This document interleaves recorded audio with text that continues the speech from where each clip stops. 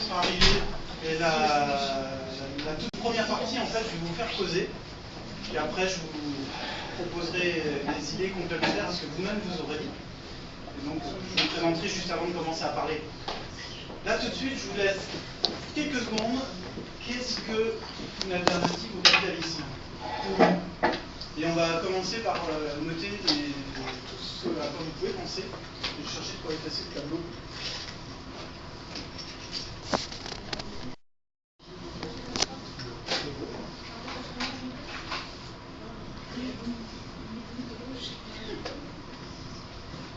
Alors, c'est quelles idées? Sans fric.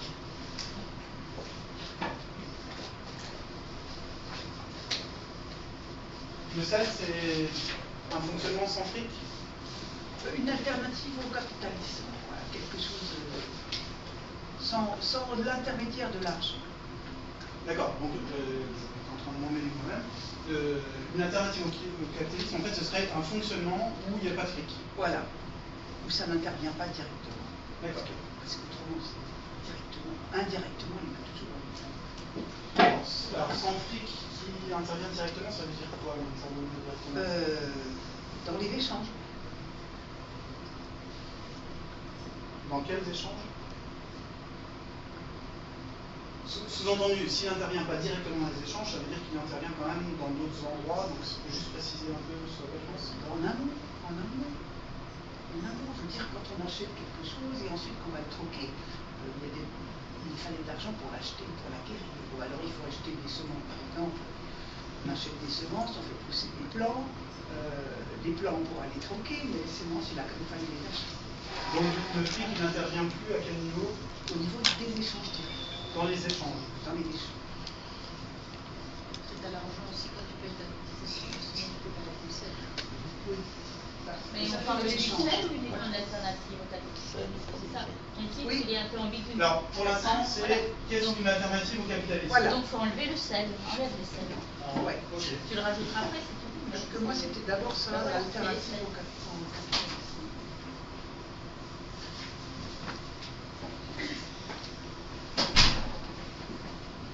D'autres idées? Moi, je dirais un meilleur pied d'égalité entre les personnes. Un meilleur pied d'égalité.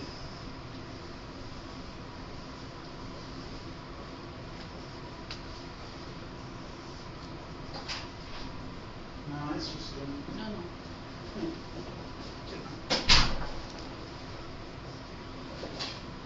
Un meilleur pied, sous-entendu, on a une meilleure égalité, mais on n'est pas encore à l'égalité. Par rapport à la situation du capitalisme. Donc, moins pire que dans le capitalisme, n'est pas encore une vraie égalité ou alors on dirait que tout le monde est égal. Je te fais parler, mais je fais parler tout le monde en fait. L'idée c'est que vous exprimiez vous à quoi vous aspirez. On peut parler d'équité plutôt que d'égalité. D'équité? Oui.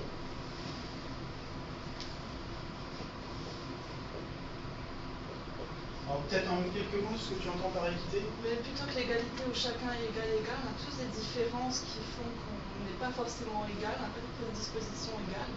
D'où l'équité comme forme de réajustement entre chacun. D'accord. C'est bien clair pour tout le monde. D'autres idées? Un système où quelques-uns ne s'enrichissent pas sur le dos de beaucoup. Alors, on va essayer de faire un truc, c'est de formuler les choses de manière... de faire une formulation pas négative, positive, ça se dit comment? Une construction grammaticale avec une forme affirmative. Donc un système qui... affirmatif.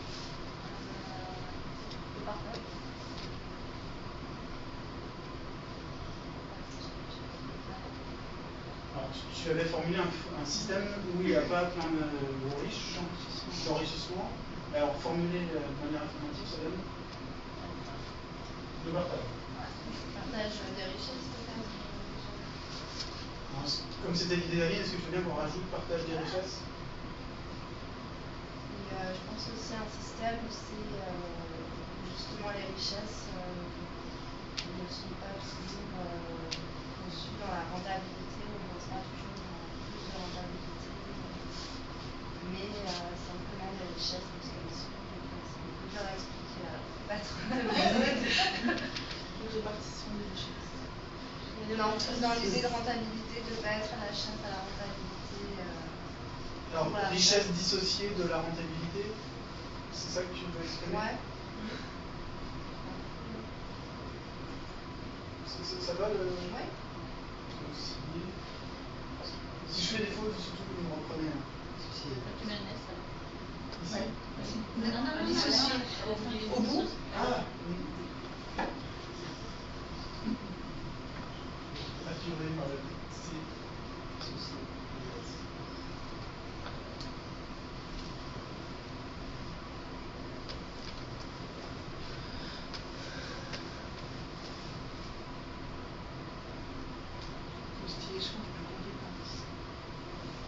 Des échanges de compétences.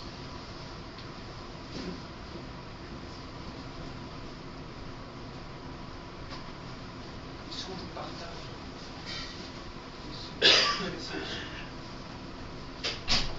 Compétences et savoir.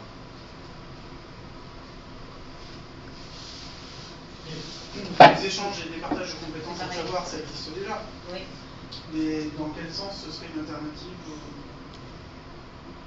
vous, une alternative au capitalisme, sachant que ça existe déjà aujourd'hui, les échanges de compétences? Oui, mais ça fait partie justement des alternatives au capitalisme.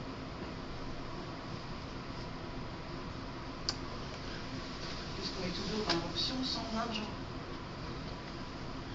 Donc, échange et partage de compétences et savoirs sans argent. Donc en fait, ça rejoint... Oui, oui, c'est ça, justement, précisément un petit peu, il n'y a pas que des richesses matérielles, c'est aussi des compétences.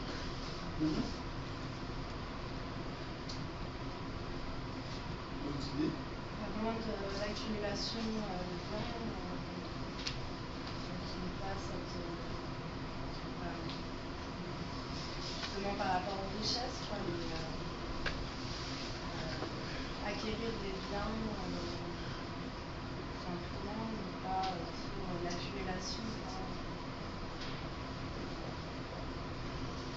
Et justement par rapport aussi même à la consommation tout simplement, pour consommer, être moins dans une...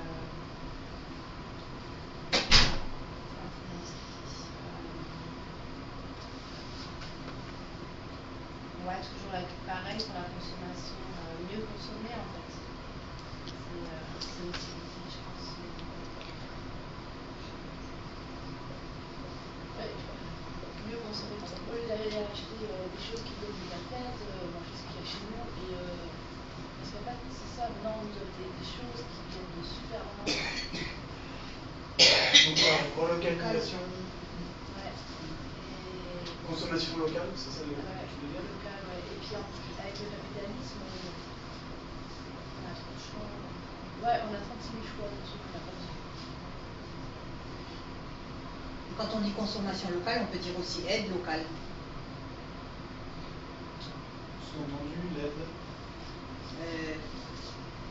Au lieu d'aller aider au Burkina sans passer par Équitable, on peut peut-être aider sur place les gens qui ont envie de s'en sortir et qui ont besoin d'aide.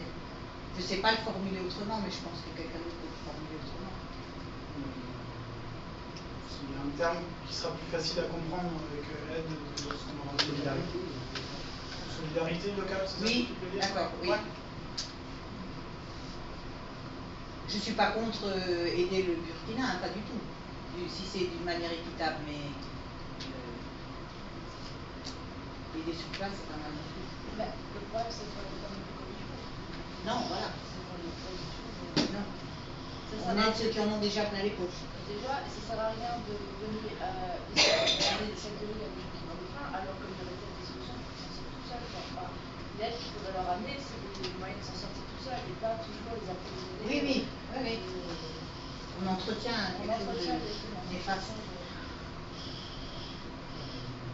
Mais l'entretien, ça, c'est aussi un truc de capitalisme. Oui. D'empêcher certains pays de s'en sortir eux-mêmes. Parce que du coup, certaines personnes ont un pouvoir sur ces pays-là. Donc en fait, l'idée sur laquelle tu tends, c'est un petit peu ça aussi, non?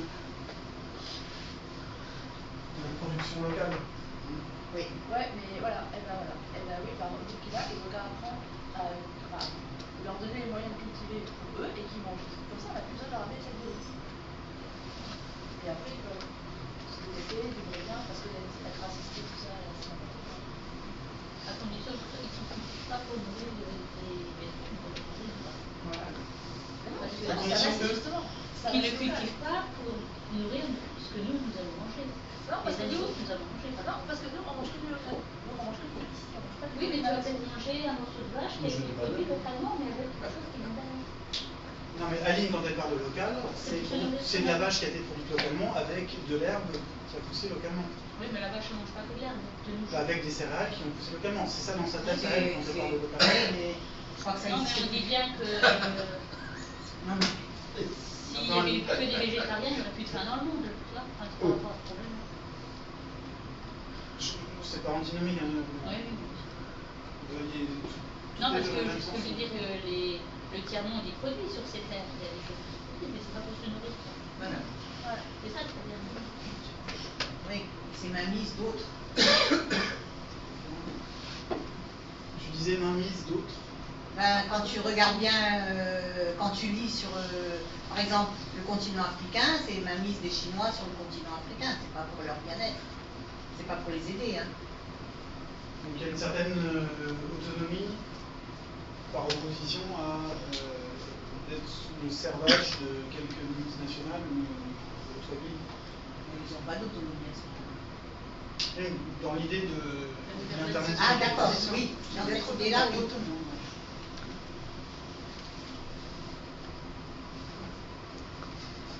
S'il y a moins d'exploitation du travail, un travail plus juste.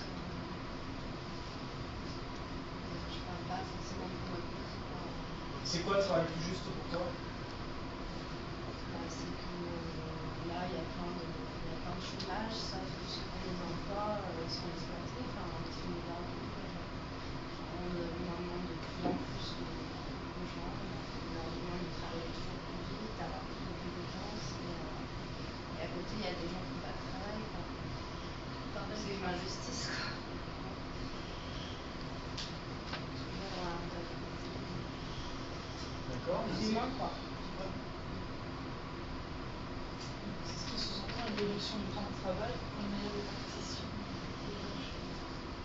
Ouais, réduction et puis une faible tâche de travail, c'est pas changé. Au mieux les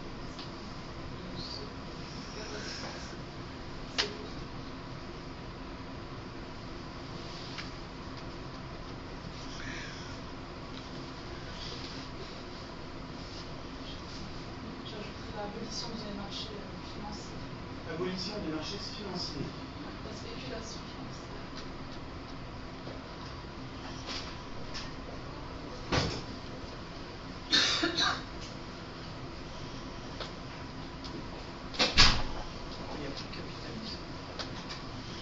Alors, comme on était dans l'exercice de style, là, c'était d'essayer de formuler les choses de manière affirmative. Donc, les marchés financiers, spéculation, comment on le remplace si on le supprime? On n'a pas besoin de la remplacer. Le travail de chacun contribue à une économie, peut contribuer à une économie prospère dans le sens en incluant les valeurs qui ont été citées. D'accord, mais concrètement, c'est là où justement l'objet de ce qu'on va faire aujourd'hui, c'est d'essayer de voir comment concrètement il y a moyen de mettre en place tout ça. Parce que, mine de rien, si on se met à supprimer les marchés financiers, la plupart des gens qui sont retraités, qui sont dans la salle, se retrouvent sans retraite. S'il y a le sel pour pouvoir subvenir, ben, des sels il faut en gagner, sinon on ne peut pas recevoir quand on est fatigué, malade. Donc arriver à la fin de vie, ça ne suffit pas. Comment L'alternative, l'épargne solidaire. L'épargne solidaire. plutôt que justement investir, à spéculer à la bourse sur des denrées et X produits, plutôt justement investir pour une épargne saine, c'est l'épargne solidaire. Alors, est-ce que tu peux donner quelques mots pour expliquer ce à quoi tu penses en épargne solidaire? Alors, l'épargne solidaire, ce sont des fonds que chacun place, qui sont réinvestis dans des projets justement sociaux. Par exemple, de l'entrepreneuriat social, je parle de termes assez théoriques, mais pour donner des exemples concrets, si maintenant à Mulhouse, quelqu'un souhaite monter une coopérative, une association au service des autres, on place un entrepreneuriat social. Et ce projet peut être viable, pérenne. Souvent, les personnes qui lancent ce projet ont besoin d'un fonds de lancement. On leur propose un prêt à taux très réduit. Et cette différence, justement, ce taux permettra de rentabiliser l'épargne de la personne qui a placé. Ne plus ce que je veux dire, c'est éviter des taux à 10, 15, 20%. Avoir des taux très minimes, mais qui permettent de garantir quand même l'épargne solidaire. Avec des microcrédits? Par exemple, mais là aussi, ça a discuté, hein, les formes de microcrédit. Hein, mais du coup, épargne solidaire, ça veut dire qu'il y a quand même encore une histoire de placement financier avec une rentabilité financière, même si elle est moindre, elle existe encore. Mais le projet a une vocation altruiste. D'accord, mais on est encore dans le capitalisme. C'est du capitalisme moins pire, parce qu'effectivement les taux sont plus faibles, il y a une vocation sociale, il y a plein de choses intéressantes, mais on est toujours dans le capitalisme. Mais comment soutenir ces micro-projets, justement, qui ont une vocation solidaire ou altruiste? Mais on peut aussi offrir les intérêts à l'EF, par exemple, c'est possible. Oui, mais refuser ça fait partie du coup de l'épargne solidaire. L'une des formes d'épargne solidaire, il y a ce qui vient d'être dit, c'est qu'on investit dans des projets entre guillemets solidaires. Mais il y a aussi une façon de faire de l'épargne solidaire, c'est d'offrir tout ou partie des gains qu'on a fait dans l'année. Mais pour offrir des gains, il faut en avoir fait. Donc on est quand même dans l'histoire, d'une certaine manière, de spéculation, de rentabilité, on est quand même dans le système. Et de l'argent à placer. Et de l'argent à placer, ouais. Moi, dans une alternative au capitalisme, là pour l'instant on n'a pas beaucoup parlé de fonctionnement qui permettrait de dire ça c'est quelque chose d'une alternative. Par contre on a beaucoup parlé de nos motivations, de ce qu'on voudrait qu'il soit. Moi j'ai un principe que j'ai envie de rajouter, qui compte beaucoup pour moi, c'est qu'il y ait de la place pour tout le monde. Et j'utilise le terme d'empreinte écologique. Est-ce que il y en a qui ne connaissent pas? Tout le monde connaît la notion d'empreinte écologique? Le terme exact. Pas bien.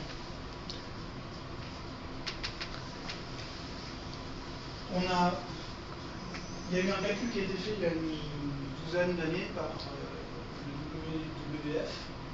C'est des calculs qui ont été suffisamment bien faits pour qu'ils soient repris par tout le monde, y compris les gouvernements et les entreprises, quand ils sont lancés dans le développement durable il y a 10 ans. En fait, on a calculé les mètres carrés dont on a besoin pour produire ce qu'on consomme et pour absorber nos déchets. Et ça fait tant d'hectares par personne. Et on s'est amusé à calculer, du coup,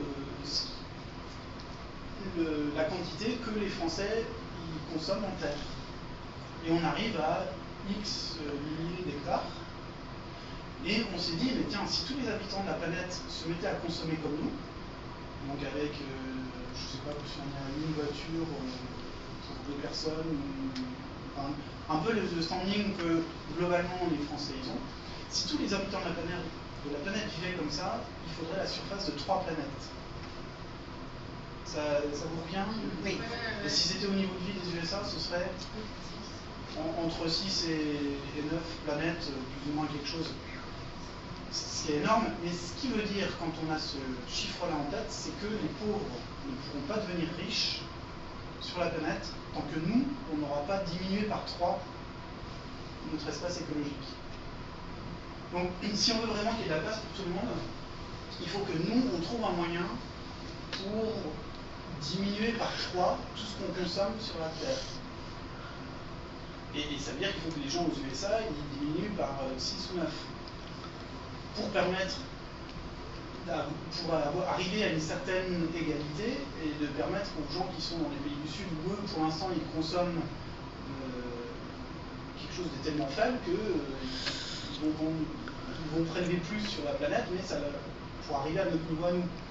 Enfin, nous il faut qu'on diminue pour qu'eux ils puissent augmenter. Mais alors cette histoire d'empreinte écologique, diminuer par 3 notre espace écologique. Est-ce que ça veut dire, pour autant, retourner à l'âge de pierre?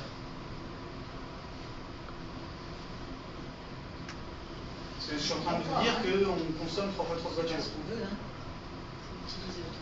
C'est l'utiliser autrement. Par rapport au transport, par exemple, qu'est-ce que vous connaissez comme alternative? La marche, le vélo, les transports en commun, les transports en commun, le covoiturage. Il y en a encore un qui les animaux de cheval.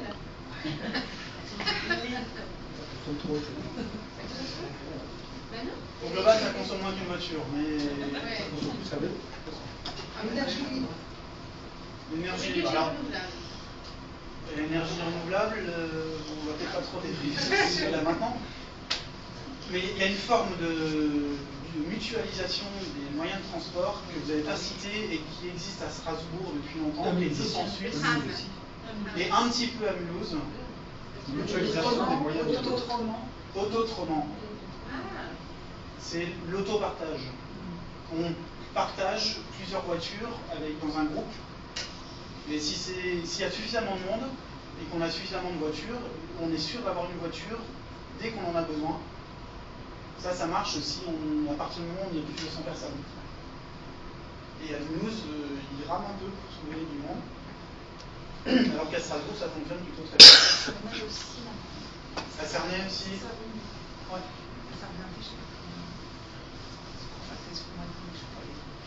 J'ai personnellement fait les calculs, effectivement, ça revient au même prix que quelqu'un qui aurait une voiture neuve chez lui.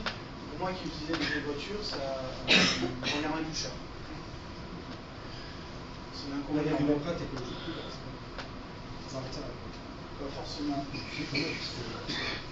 Ça dépend si tu as des voitures. Est-ce que ta voiture d'auto-autrement, un petit peu, elle va rouiller, elle aura pas le temps de rouiller, elle sera rentabilisée vite, tu vois, par rapport à la voiture qui roule pas. Ça dépend de combien de temps il y a chaud.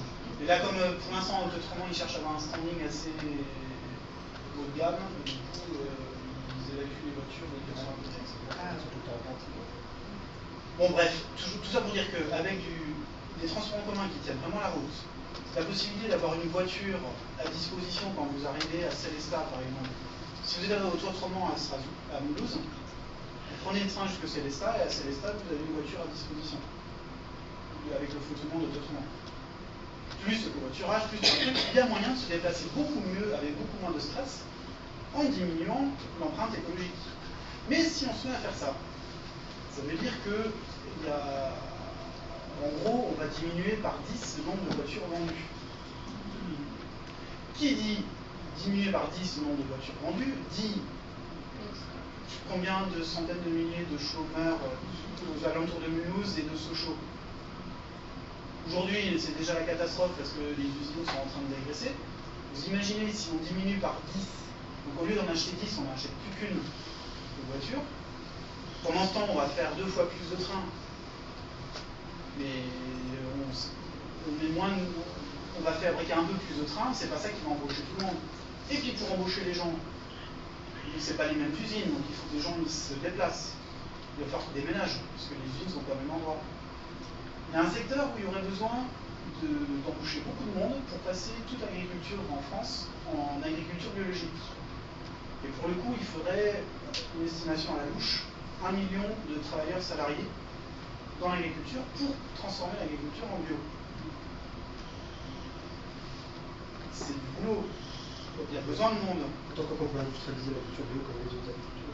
Je ne parle pas d'industrialiser l'agriculture bio, là je parle de simplement que les agriculteurs qui travaillent aujourd'hui embauchent du monde pour pouvoir passer en bio. Et, du coup, ça c'est sur les chiffres, c'est possible, il y a moyen de réembaucher tout le monde. Sauf qu'en pratique, comment faire pour que tous les gens qui habitent ici partent dans le Morvan, dans les Vosges, dans la Beauce, dans les endroits où il y a besoin de main-d'œuvre pour l'agriculture? Ça veut dire en fait des chambardements qui sont énormes. Il y a une transition qui financièrement n'est pas du tout gérable, même avec de l'épargne solidaire. C'est de permettre à tous les agriculteurs d'embaucher du monde. Aujourd'hui, ils ont déjà du mal à payer leur propre salaire. Donc là, aujourd'hui, dans le système actuel, on a des outils qui sont intéressants comme l'épargne solidaire, comme l'autopartage, mais si on va jusqu'au bout de nos logiques, en fait, on met tout le système à plat, il y a tout qui se casse la figure. C'est ça se fait pas, en quelques années, quoi. C'est un truc vraiment à long terme.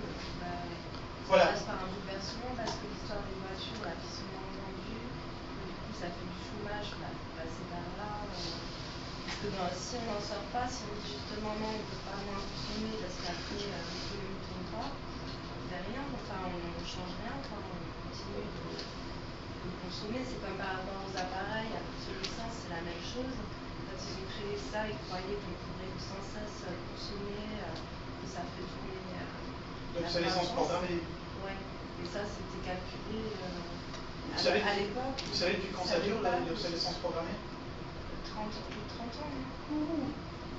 Il y avait une vidéo qui circulait il y a 2 ans avec une ampoule qui fonctionne aux USA depuis, c'était 113 ans à l'époque. Ouais. Déjà il y a 100 ans, on a fait les calculs que pour pouvoir exister économiquement, il fallait faire de l'obsolescence programmée. Grâce à ça, nos grands-parents ont eu du boulot. Hein, et grâce à ça, en fait, le système il a perduré avec ses avantages et ses inconvénients jusqu'à maintenant, et c'est ça qui permet qu'on soit dans cette salle là maintenant. N'empêche que... Quand ils ont calculé ça, apparemment, ils n'avaient pas anticipé le fait qu'il y aurait un problème au niveau des richesses, quoi, des matières premières, et qu'il y aurait un impact sur l'environnement. Ils l'ont fait justement vraiment, c'était pas une bonne idée, mais ils n'avaient pas de... C'était pas juste pour l'argent, c'était juste pour faire fonctionner l'économie, quoi. Tout à fait. Et l'épargne solidaire de l'époque, qui existait déjà, ils ont fait comme tout le monde. Le crédit mutuel, ça fait 150 ans qu'ils existent. Ils ont fait des choses absolument géniales à l'époque. Ceux qui connaissent la nef aujourd'hui, c'est la société, enfin, c'est comme une banque, très simple en France, qui fait quelque chose de plutôt sympa, justement orienté épargne solidaire et quelque chose de démocratique. C'est ni plus ni moins que ce qui se faisait il y a 150 ans pour le crédit mutuel. Et pourquoi le crédit mutuel et les autres coopératives qui sont arrivées après, comme le crédit agricole, qui étaient toutes des banques coopératives, pourquoi c'est devenu des banques qui sont devenues des banques très classiques comme les autres?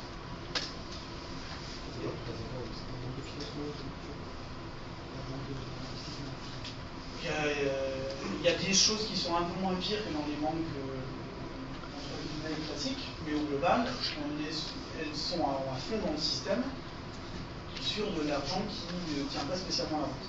Mais justement, pour pouvoir, par rapport à tout ça, il y a toute une notion dont on n'a pas parlé maintenant, si ce n'est qu'on a dit sans fric. Mais cette histoire d'argent, il y a quand même une nécessité qui est importante. Donc avant de commencer à expliquer ça, je m'interromps juste quelques fois pour vous dire un petit peu qui je suis. Parce qu'il n'y a pas d'autres personnes qui sont allées, donc maintenant je peux faire. Je m'appelle Eric, j'ai habité à Mulhouse pendant 1 an et demi, 2 ans. Je travaillais pour le journal Le Colibri Solidaire Distributif. Je vous en ai apporté quelques exemplaires si vous voulez les consulter. Qui est chapeauté par la Maison de la Citoyenneté Mondiale, pour ceux qui connaissent. Et donc ça, c'était la fin de mes 10 ans où je me suis impliqué dans tout ce qui est développement durable, où j'ai été aussi à un moment donné actif dans les placements éthiques pour faire de la finance. Alors c'est des marchés financiers, mais qui tiennent compte des aspects de développement durable. C'est aussi toute une mouvance qui est un petit frère de l'épargne solidaire. Donc, je me suis impliqué là-dedans, ça pendant une bonne dizaine d'années. Et puis les 5 premières années de vie professionnelle, j'avais travaillé dans l'industrie automobile en tant qu'ingénieur dans la production de balais d'essuie-glace. Et donc là, je viens de parler au passé du montant à Toulouse qui s'est arrêté il y a 6 mois. Depuis 6 mois, je travaille chez un maraîcher en biodynamie du côté de Val, enfin du côté de Auvergne. Donc le côté agricole, avec les crevasses aux mains, travailler dans le froid, et tout, c'est bon. Et donc ce qui m'amène à vous parler de tout ça, en fait, c'est d'avoir baigné pendant une dizaine d'années dans tout ce qui est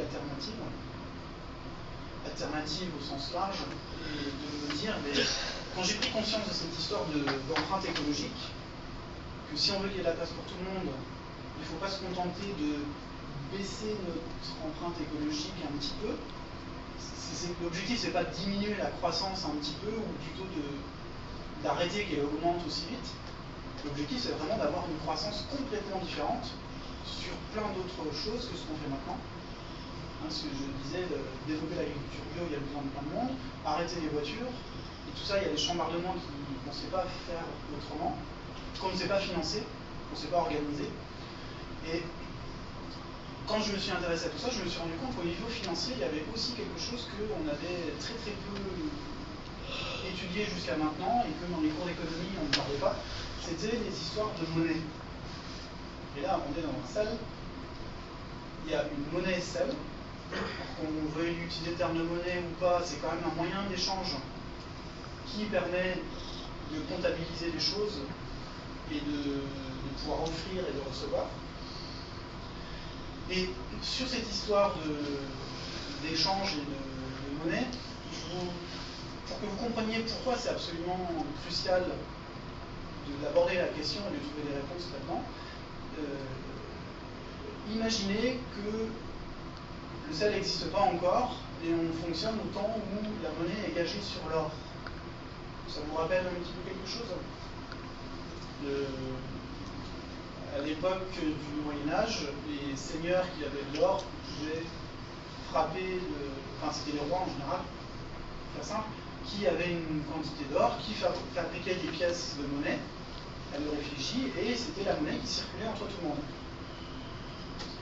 Et imaginez que dans les réserves du roi, il y ait 500 kilos d'or. Et là, on est dans le pays, on est 500 personnes. Donc ça fait en moyenne 1 kilo par personne. Se trimballer des kilos d'or, c'est quand même lourd, donc c'est pas facile. On a préféré faire des billets qui ont leur contrepartie en or dans les stocks, dans les coffres-forts. Donc il y a l'argent qui est en stock et on a émis des billets qui correspondent. Donc on a émis, je dis n'importe quoi, 5000 billets. Donc pour 1 kilo d'or, on fait 10 billets. Ça va? Donc on est 500 ici et on a chacun en moyenne 10 billets qui circulent.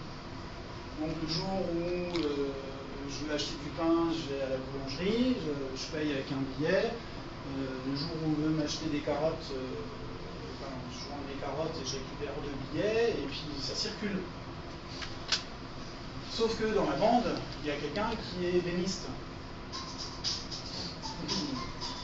qui fabrique des meubles, mais de super bonne qualité, il n'y a aucun reproche là-dessus, sauf que pour son meuble, comme ça représente quand même beaucoup de travail, parce qu'il y aura passé 6 mois, le meuble, ça vaut 1000 billets.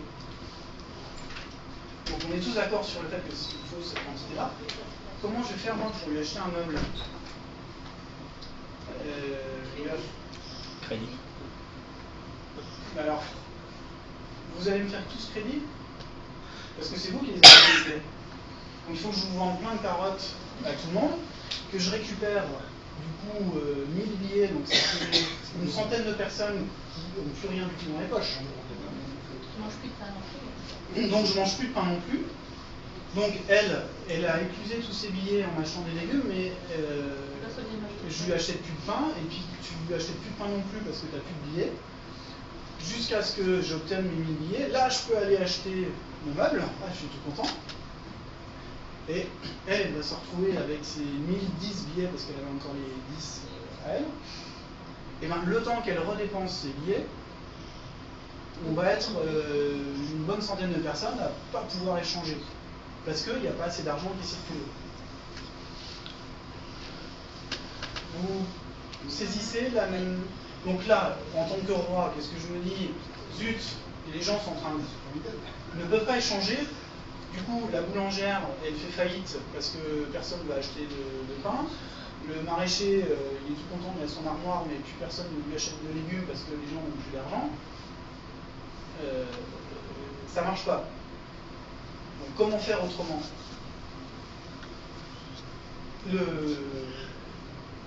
Il faut faire apparaître de nouveaux billets supplémentaires pour que les gens puissent échanger des choses et tout en continuant à... Il faut qu'il y ait suffisamment de billets. Moi, en tant que roi, comment je fais pour faire de nouveaux billets? Les imprimer. L'argent est gagé sur l'or. Donc il faut trouver de l'or supplémentaire, d'où les conquêtes d'aller en Amérique du Sud pour piller des stocks. Et c'était un des enjeux, c'était ça. C'était de récupérer suffisamment d'or pour pouvoir augmenter la masse monétaire. Mais pas de bol. Là, dans notre pays, il n'y a vraiment pas un gramme d'or supplémentaire. Donc ça marche pas.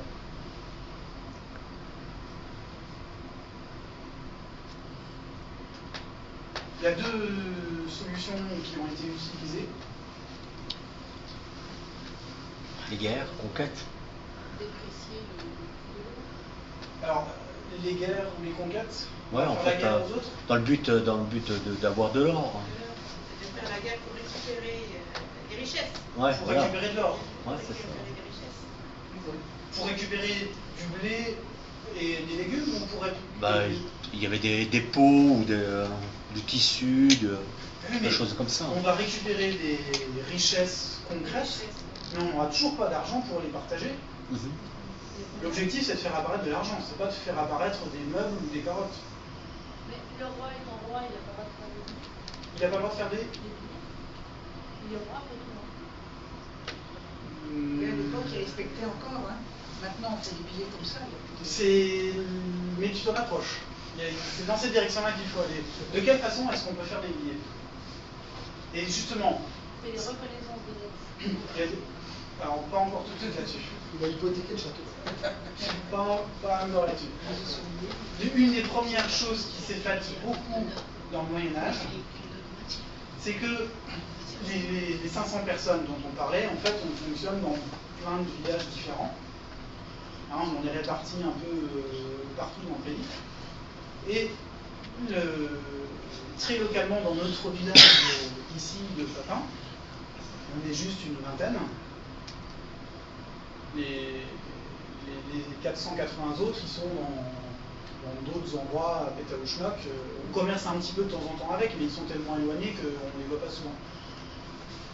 Donc en fait, nous, dans notre quartier, dans notre village de Papin, on va se faire une monnaie locale qui aura de la valeur qu'entre nous, mais avec laquelle on va pouvoir s'échanger des choses. Et si on se dit que l'idéal ce serait pour pouvoir acheter un meuble de temps en temps, il faudrait qu'on ait tous 200 billets chacun. Donc en moyenne on a, je vous disais, 10 de monnaie royale. Hein, la monnaie royale elle circule dans tout le pays, on en a en moyenne 400 personnes. Si on estime qu'il en faudrait 200 des billets pour qu'on puisse vivre dans la vie de tous les jours, on va s'en fabriquer 190 par personne. Ici, sur Papin. Donc 190, on est 20, ça fait 380 Non, 3800 billets qu'on va se fabriquer entre nous. Et c'est de la valeur, c'est des billets qui auront de la valeur que au niveau de Papin. Donc avec ces billets-là, si j'achète un meuble, avec ces 3800 billets supplémentaires, en tout on est à 4000 si je ne me suis pas trompé. Donc on a 4000 billets qui circulent entre nous tous. Donc en moyenne on en a chacun 2000. Hein? Alors du coup, il faut multiplier par un 0 en plus. Non, elle a raison, je me suis trompé, c'est 40 000 en tout. On a 40 000 billets entre tout le monde, et on en a chacun 200. En 2000. Pardon? C'est de la fausse monnaie. On fait de la fausse monnaie qui a de la valeur entre nous, et avec ça, je vais pouvoir acheter un meuble sans vous avoir légitimé.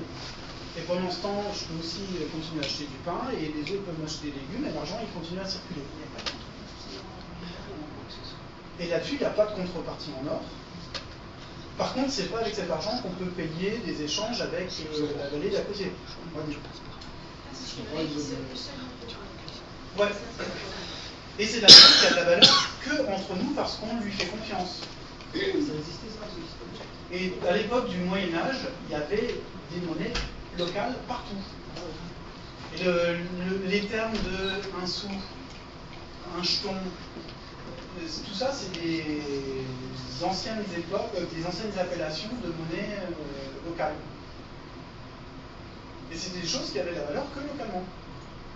Mais grâce à ces monnaies locales, ça permettait à la vie de fonctionner, même si les gens n'avaient pas de monnaie nationale, de monnaie royale. On veut déménager, comment on fait? Ah ben, quand on veut quitter le sol parce que je déménage à Bar, du coup je ne peux plus rien changer ici parce que je suis trop loin, comment je fais? Alors il y a des règles entre celles qui s'établissent, mais c'est pas super facile. Vous dépensez toujours l'argent. Ouais, mais avec quoi je peux acheter là-bas? Toi, acheter avant de partir. Faut arriver là-bas. Mais j'ai avoir du mal à acheter mon pain avant là-bas. Ben, effectivement, c'est pas, les monnaies locales ne résolvent pas tous les problèmes, mais ça en résolve un petit peu. Et l'intérêt d'un sel, c'est bien de. Alors, il y a le côté lien social avec la dynamique à l'intérieur du sel qui s'ajoute en plus, mais au niveau alternatif par rapport aux histoires du capitalisme et de comment arriver à avancer, le côté créer une monnaie locale qui permet les échanges, même si les gens n'ont pas de monnaie nationale, l'euro c'est la monnaie européenne maintenant, et c'est super parce qu'en fait on augmente la masse monétaire en se faisant simplement grâce au fait qu'on se fait confiance entre nous. Le problème de l'armoire peut exister au niveau du sel aussi. Hein. Quelqu'un qui va gagner par exemple 3000 litres de sel, il aura beaucoup de mal à les dépenser. Exactement, c'est clair. Et c'est pour ça que dans certains sels, on fixe une limite maximum de sel qu'on peut avoir sur son compte, une limite supérieure et une limite inférieure, pour éviter ce genre de problème. Mais ça valide peut-être les échanges aussi. Bah, si c'est toujours dans le même sens et que quelqu'un se retrouve avec 5000 sels, est-ce qu'on peut parler d'échange? Oui. C'est à sens unique, c'est dans le sens là que je dis que c'est plus forcément un échange. Non mais j'en parle parce que c'est effectivement arrivé au niveau du sel. Ouais. Donc, vous comprenez là, sur ce coup-là, le sel, c'est une sacrée alternative qui permet de créer de la masse monétaire quand il en manque, pour permettre aux échanges d'exister, même si les gens n'ont pas de monnaie nationale ou européenne. Il y a des exemples plus récents que le Moyen-Âge qui ont super bien fonctionné du côté de, on parle de monnaie de gazelle. J'ai oublié le nom exact du bled. C'est à la limite, je crois, entre l'Autriche et l'Allemagne, dans les années 30-35. Il y avait une vallée où c'était le chaud. Il y avait 30% de chômage. Les boulangers n'arrivaient plus à fonctionner parce que tout le monde avait des dettes chez les autres et puis personne ne pouvait payer, il n'y avait pas d'argent. Et il y a le maire de la commune qui s'est dit je vais faire une monnaie locale, qui a super bien fonctionné. En quelques mois, tout le monde a remboursé ses dettes, tout le monde a pu repartir à faire son petit commerce local, parce qu'à l'époque il fonctionnait beaucoup plus parties. Donc dans cette ville-là, l'apport de monnaie supplémentaire a permis de redynamiser, donc de recréer la vie économique. Et ça a fonctionné pendant un an du tonnerre. Sauf que c'était contraire aux règles de la banque centrale d'Allemagne de l'époque. Et que du coup, le maire s'est trouvé en procès, sinon en taule, je ne sais plus, des détails, mais ils ont dû arrêter au bout d'un an. C'est quelques mois après l'arrêt de cette monnaie-là, le taux de chômage est revenu à nouveau au 30%. Il y a eu une tentative aussi en France au côté de Châteauroux, je crois, mais c'est pareil, c'était tellement en dehors du monarchisme, en fait du centralisme, qui était et qui est toujours beaucoup en vigueur, qui fait qu'on veut une monnaie unique, on veut une monnaie nationale, voire une monnaie européenne, et puis absolument pas de diversité au niveau des monnaies. Et à l'époque du Moyen-Âge, donc il y avait plein de monnaies locales. Quand on a commencé à avoir le roi Soleil et je vais oublier les cours d'histoire, mais il y a eu plusieurs rois qui ont commencé à tout centraliser en regroupant la cour à Versailles, en voulant vraiment tout diriger, et ils ont réussi à supprimer la plupart des monnaies locales pour n'avoir plus que la monnaie royale officielle.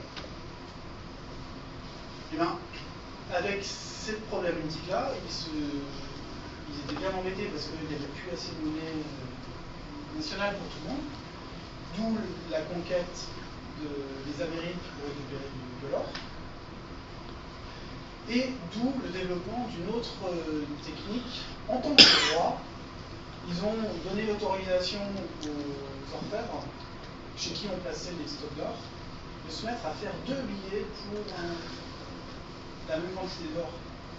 Avant, dans l'exemple que je disais, on a 10 billets pour 1 kilo. Et bien, progressivement, ils ont fait 20 billets pour 1 kilo.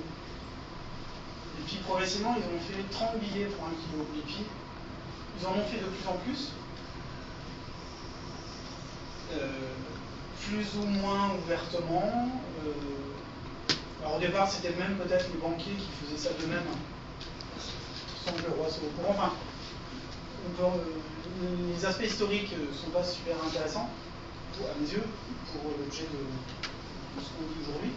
Mais comprenez que cette manipulation de faire plus d'argent que ce qu'on a comme or en stock a permis quand même, mine de rien, le développement de l'économie. Parce que grâce à ça, il y a de la masse monétaire supplémentaire qui est venue. Et avec des crises financières de temps en temps, parce que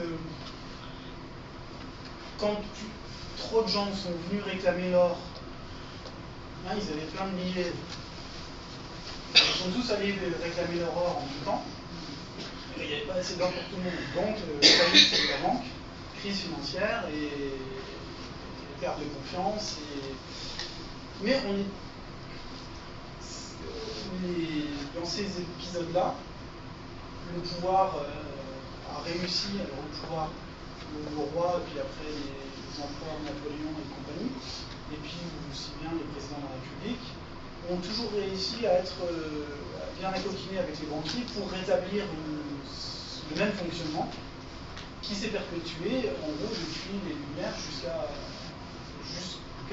ce que De Gaulle mette un coup de pied dans la fourmilière c'était en 68 ou 69 quand il a demandé aux USA de rembourser tous les dollars contre de l'or. Vous avez entendu parler de ça?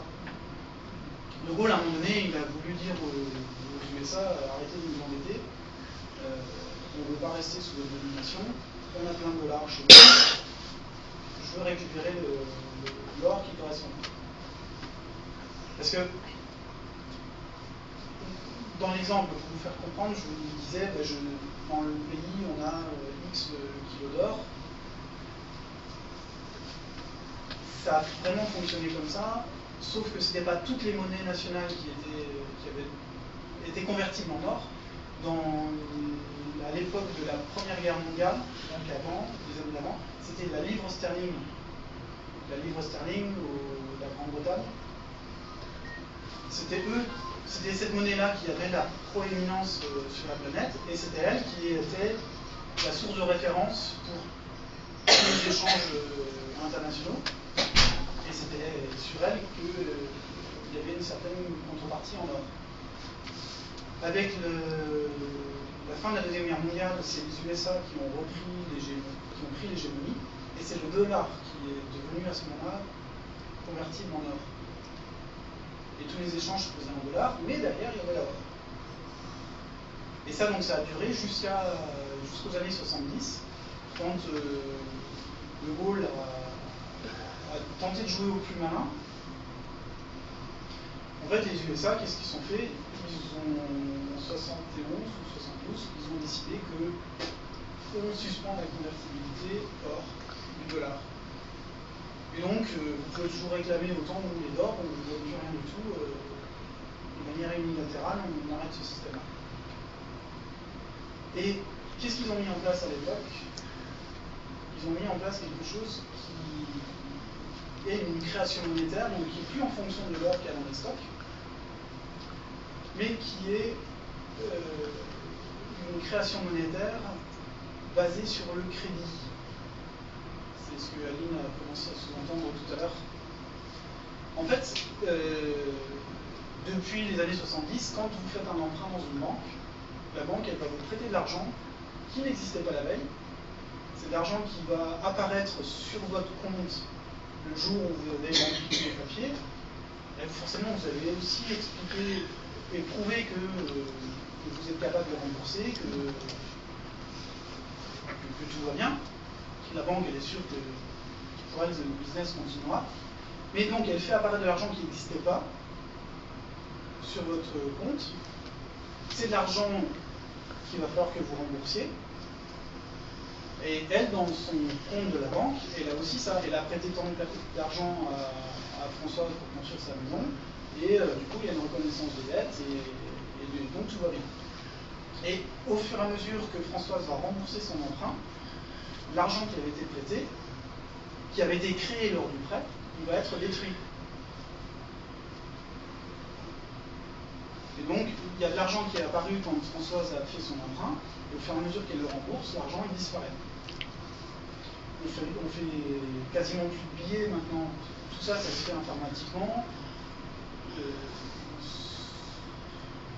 Quand on paye avec des cartes bleues ou des chèques, il y a des billets qui circulent. Donc, ce fonctionnement-là, c'est assez incroyable, et c'est comme ça que ça fonctionne depuis les années 70.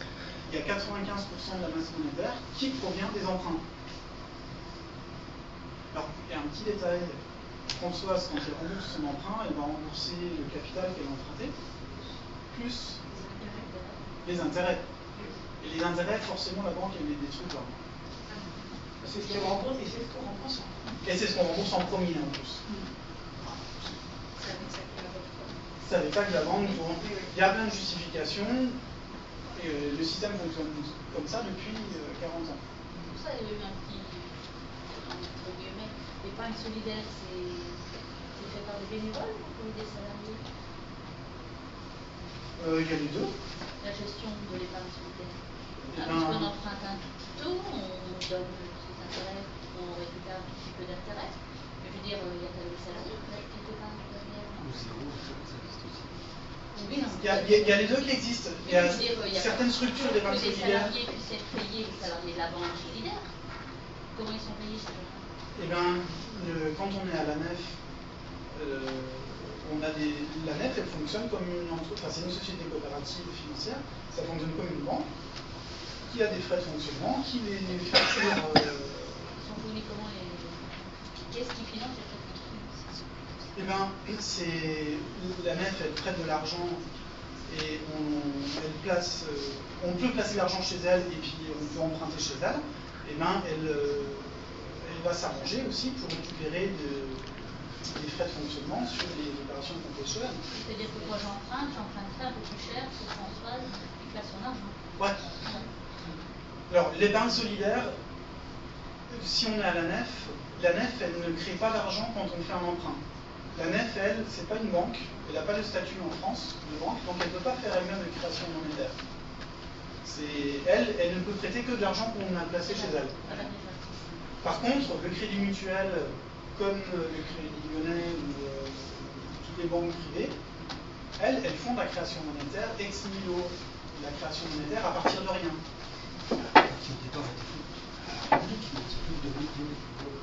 Ouais, mais on va rentrer dans les détails.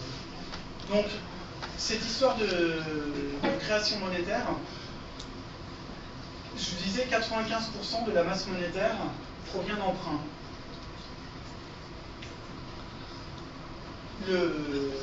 Pour que vous compreniez un petit peu le problème que ça pose, on va extrapoler en disant que c'est 100% de la masse monétaire. Donc, l'empreinte Françoise, plus les emprunts pour acheter une voiture, plus l'empreinte de la municipalité pour construire le centre Papin. Parce que pour le fabriquer, ce centre, ils ont dû faire des emprunts. C'est tous ces emprunts-là, on a emprunté tout ça. Donc ça, c'est des emprunts. C'est donc ce qui a été versé sur le compte de François, sur son compte bancaire, sur le compte de la mairie. Et c'est de l'argent qui permet de faire fonctionner les entreprises, qui permet à Françoise d'acheter ses matériaux pour rénover sa voiture, ou sa maison. L'argent, il circule. Et puis tout le monde en bénéficie en fait. Mais comme il faut rembourser ce capital, au fur et à mesure qu'on va rembourser le capital, la masse monétaire, elle va diminuer. Donc si on veut qu'il y ait encore de l'argent qui continue à circuler au fur et à mesure que chacun rembourse ses emprunts, vous comprenez, hein, si on rembourse le capital, et qu'on en a remboursé la moitié, donc il reste encore ça d'emprunter, ça veut dire que la masse monétaire, elle est plus que ça. Et si la masse monétaire elle est plus que ça, on va être embêté parce qu'il n'y aura plus assez d'argent qui va circuler pour qu'on puisse acheter notre pain. On va se retrouver dans la même problématique que tout à l'heure quand je voulais acheter un meuble. Il n'y a pas assez d'argent qui circule, on est coincé. Donc si on veut qu'il y ait suffisamment d'argent qui circule, il va falloir qu'on refasse de nouveaux emprunts. Au fur et à mesure qu'on rembourse nos emprunts, il faut qu'il y en ait d'autres qui fassent des emprunts. D'où le fait qu'on pousse les gens à faire toujours plein d'emprunts en permanence. Mais là où ça devient difficile, c'est que on a emprunté tout ça comme capital, mais il y a ça comme intérêt en plus. Donc, il va falloir qu'on rembourse, non pas simplement ça, mais il faut qu'on paye les intérêts. Qu'on paye les intérêts. Et comme l'argent là, il n'existe pas, à ce stade-là, l'argent qui existe, il est en banque. C'est le capital qu'on a emprunté, qui se retrouve sur nos comptes en banque. Et imaginons qu'on veuille tous rembourser tous nos emprunts en même temps, tout de suite là. On va utiliser le capital qu'il y a sur nos comptes en banque, mais comme il faut rembourser des intérêts en plus, on va être à court de monnaie. Vous comprenez le truc? Il faut qu'on rembourse, si on veut tous rembourser tous du jour au lendemain, il faut qu'on rembourse le capital, donc là ça tombe bien, c'est l'argent qu'on a sur notre compte, et puis il faut qu'on rembourse les intérêts, mais là, on n'a pas assez sur le compte. Puisque l'argent n'existe pas. Le seul argent qui existe, c'est ce qui est en rouge. Donc si on veut rembourser tout ça, on va être coincé parce qu'il va nous manquer ça. Donc il va falloir qu'on fasse des emprunts pour pouvoir faire apparaître de l'argent pour rembourser les intérêts. Ça se passe au niveau national. Ça se passe sur l'ensemble de la planète comme ça. Mais au global, si on veut... donc il faut qu'on fasse apparaître de l'argent pour les intérêts. Et puis, si on veut continuer avec la même masse monétaire, il faut refaire autant d'emprunts qu'on rembourse. Donc ça veut dire que, en fait, il faut monter jusqu'à ce niveau-là. Et puis, une année va passer encore, il y a des gens qui vont rembourser leurs intérêts, des gens qui vont rembourser une partie du capital, et puis il va y avoir aussi besoin de rembourser des intérêts. Donc au fur et à mesure qu'on va rembourser tout ça, il va falloir refaire de nouveaux emprunts. Et puis en fait... À chaque fois qu'on fait un emprunt, il y a de l'intérêt. À chaque fois, il y a des intérêts. Et Est-ce que vous avez le souvenir de ce que c'est qu'une exponentielle? Pour ceux qui ont fait des maths il n'y a pas trop longtemps, comme ça sert aussi d'aller à l'école, l'intégration. On a fait des emprunts d'État. Et grâce aux emprunts d'État de 2008,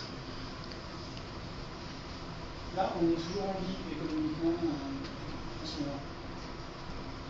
Mais vous imaginez que du coup, maintenant les États ils sont endettés parce qu'ils se sont mis dans la partie, et en plus, là maintenant, dans les années maintenant, c'est tout ça qu'il faut en plus. D'où les crises financières qui sont plus ou moins jugulées, plus ou moins médiatisées, mais on est dans un cercle vicieux qui est insoluble. Tout ça parce qu'on a de l'argent qui est créé sur de l'argent dette. Dette, quand on fait des emprunts, de l'argent créé sur les emprunts. Et comment arrêter ça? Alors si on fait des monnaies locales, le CEL, on fait de la création monétaire qui permet de fonctionner ici. Donc c'est une alternative qui permet d'apporter du mieux-être ici. Mais est-ce que ça résout cette histoire-là? Non.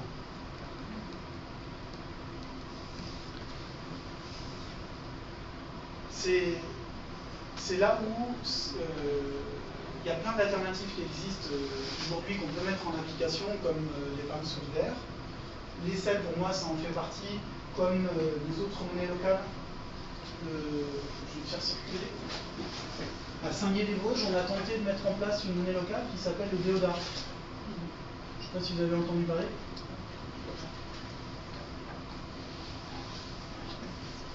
Je vous demande juste de faire circuler et puis de venir donner après, parce qu'ils sont morts. Et que j'ai le main pour vous montrer. Puis il y en a un autre que je fais circuler qui vient de Bâle. Ça s'appelle le Bon Netzbon. Donc ça, c'est des billets des monnaies locales. Mais ces monnaies locales, en fait, elles ne permettent pas de résoudre ce problème-là. Donc en fait, pour arriver à avoir un fonctionnement qui ne se morde pas la tête et qui permette vraiment de... Oui, en plus, c'est effectivement. Hein? Ça vaut plus rien. En plus. Ça fonctionne bien, c'est comme le yaourt.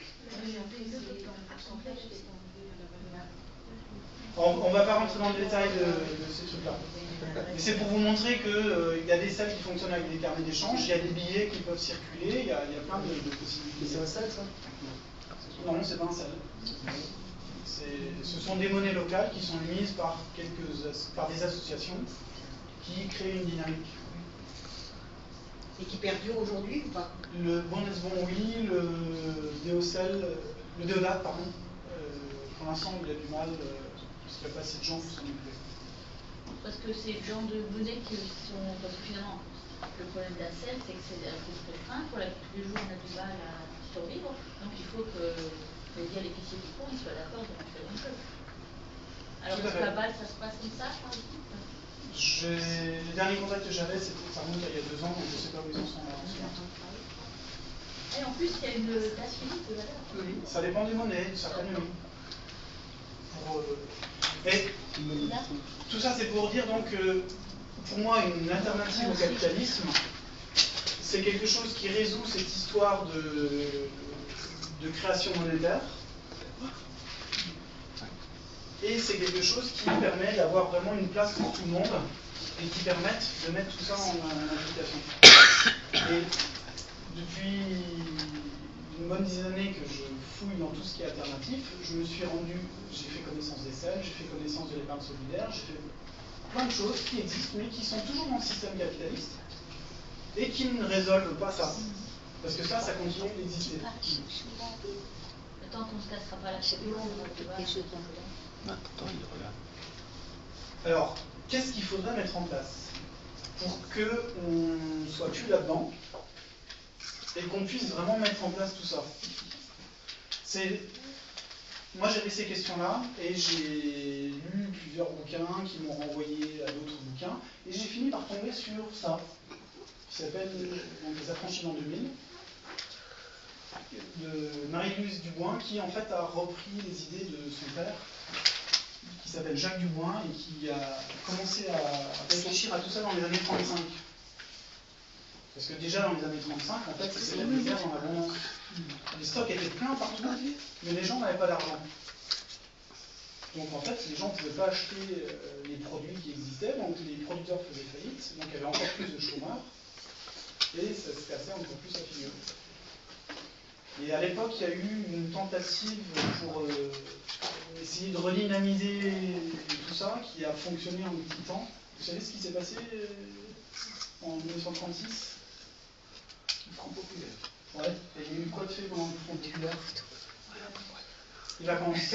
Après, je peux pas voir comment je suis Et c'était quoi ces histoires de vacances? J'ai pas vu. Ouais. Il y en a qui partent en vacances, comme il y en a qui sont en vacances, il faut bien les remplacer. Voilà. C'était une réduction du temps de travail en fait, qui a été financée par le patronat à l'époque parce qu'ils se sont dit, le système là il est vraiment arrivé à bout de souffle, il y a tout qui est en train de se casser la figure, on va lâcher un petit peu de lest en permettant aux ouvriers de partir un petit peu en vacances et en réduisant l'amplitude horaire de la journée. Et grâce à ça, le système va changer. Pardon, grâce à ça, le système ne changera pas et on continuera à garder le contrôle de la masse ouvrière et le système ne sera pas changé. Le New Deal de Roosevelt, c'est ça aussi. Et puis, il y a une deuxième chose qui s'est fait dans les années-là, c'est qu'on a trouvé de quoi produire sans qu'il y ait besoin de vendre. Ça a d'ailleurs été utilisé à très grande échelle à partir de 1939. Vous voyez quoi, je vais en arriver ? Tout l'armement, toutes les bombes. Ça, c'était génial parce que ça a permis... les gouvernements ont embauché plein de gens pour fabriquer des bombes, et là, il n'y avait pas besoin de les vendre dans le système de l'époque. Donc, ils ont payé à donf les ouvriers pour fabriquer des bombes, et ils ont cumulé plein de bombes. Là, il y avait une justification idéologique qui a permis à l'économie de continuer encore jusqu'en 1939. Et les années qui ont suivi. Rien de fait qu'une bonne guerre. D'une certaine manière, oui. Ah oui. Et les années qui ont suivi la Deuxième Guerre mondiale, tout était détruit, donc là, pour le coup, il y avait du boulot pour tout le monde. Et on est reparti pour 30 années. Qui c'est qui payait les gens? Parce qu'il y avait du boulot sur le travail. Les USA ont lancé le plan Marshall, où officiellement le dollar était indexé sur l'or, mais en pratique, ils ont déversé en Europe une quantité de dollars énorme qui équivalait déjà à la quantité d'or qu'ils avaient. Donc en fait, l'équivalence or n'existait déjà plus, mais ils ont quand même bazardé les dollars. Comme les gens avaient besoin de ça pour pouvoir vivre, ça a suffi. Ils ont mis en place une masse monétaire suffisante qui a permis à l'économie de se relancer en Europe. Et donc, comme il fallait reconstruire des maisons, il y avait besoin de nourrir aussi en fabriquant du pain, en fabriquant des vêtements, et puis tout ça, c'est reparti. Et ça a duré 30 ans. Jusqu'à ce qu'on arrive à cette crise de surproduction, où maintenant on est bien embêté parce qu'il y a largement trop de TV, il y a trop de machines à laver, il y a trop de tout. D'où les crises écologiques, enfin les questions écologiques qu'on se pose, mais avec toujours le même problème, c'est comment financer le transfert de la main-d'œuvre vers des boulots dans l'agriculture, par exemple. Mais comment changer tout ça et c'est ça que je vous propose de vous dresser une proposition qui a été pensée à l'époque par Jacques Dubois et qui s'appelle l'économie distributive. Avec, pour ceux qui s'intéressent au comité Roosevelt, ceux qui du côté des indignés, il y a toute une dynamique aujourd'hui où on parle du collectif Roosevelt. Roosevelt, c'est quelqu'un qui a lancé le New Deal en faisant semblant de vouloir contrôler les banques, mais en fait, c'était pour éviter de mettre en place le crédit social qui avait été voté par le Congrès des USA en 1932, qui était un cousin de l'économie distributive.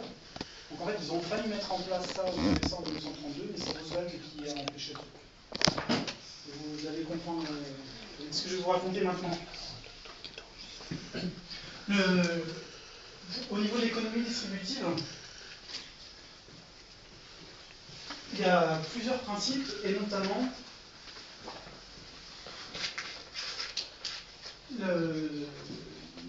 en fait, il y a surtout une grosse nouveauté qui n'existait pas jusqu'à maintenant.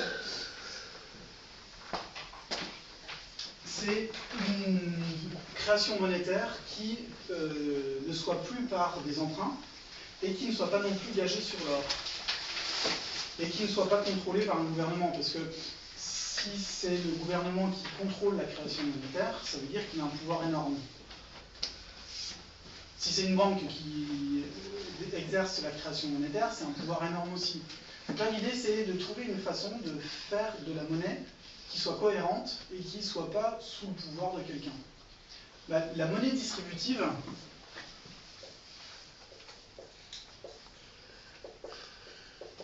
je ne sais jamais s'il y a 2 amis.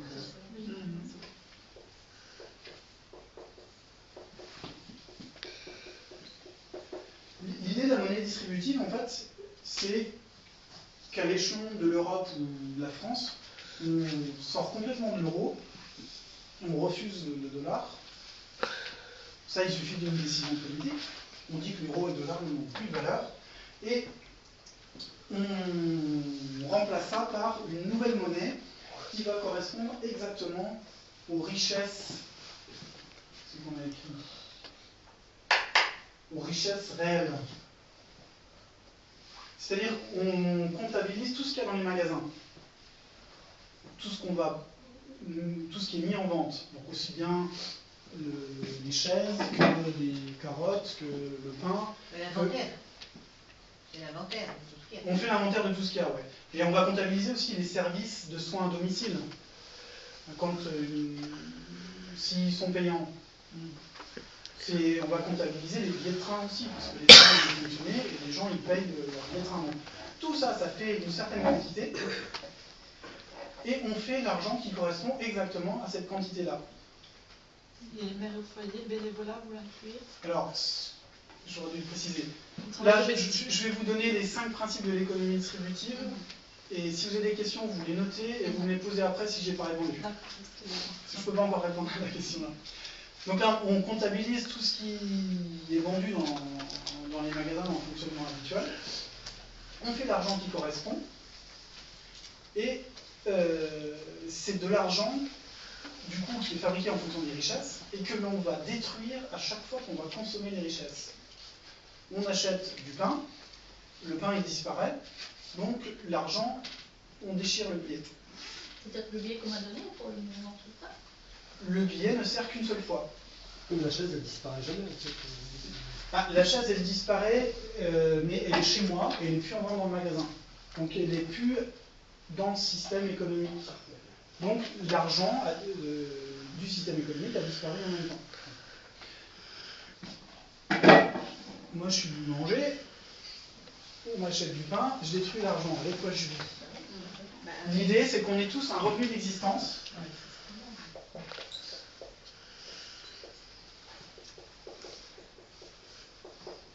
C'est un 2 ou pas?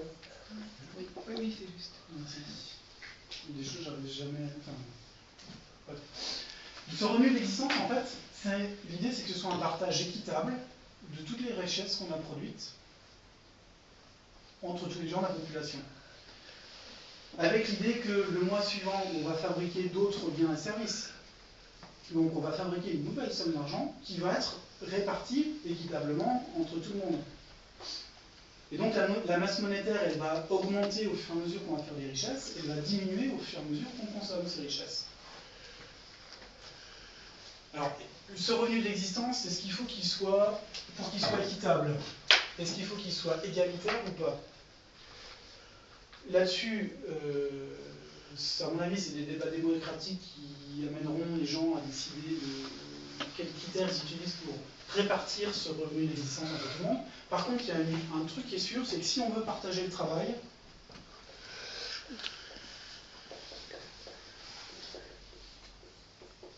il faut que le travail soit complètement dissocié du revenu.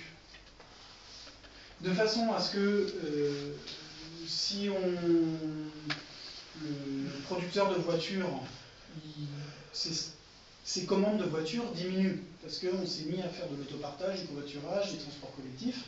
Et donc, moi, producteur de voitures, j'ai plus de vente, je suis obligé de licencier mon personnel.